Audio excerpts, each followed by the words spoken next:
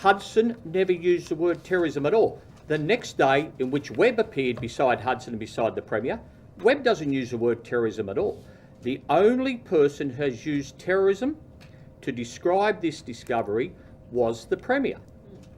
Notwithstanding the fact, from the very get-go, Hudson tells us in that evidence before you, I told the Premier there were alternatives to terrorism. Continuing on, so we have a full view. However, Mr. Premier, until otherwise, we will treat it at the highest level.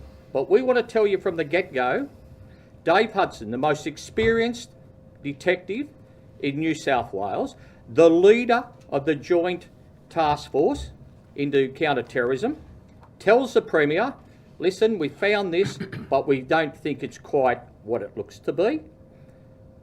Then I'll leave that as a position. Ms. Michael, you're his So, press. Mr. Chair, can I just respond to that? Yeah.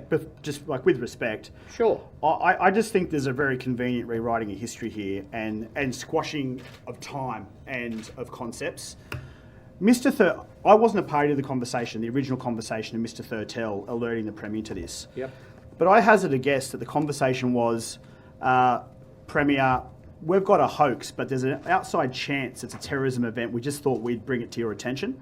These are the potential of police needing to activate terrorism events. You weren't part of the conversation, were you, Mr. Cullen? I've been in all Mr. the Cullen, were briefings you on the party dates to I that suggest. conversation? I told you that I wasn't. Okay, I told well you then that I wasn't. please don't give us suppositions, because if one of my members starts putting suppositions to you, the first people to take a point of order would be these people over here.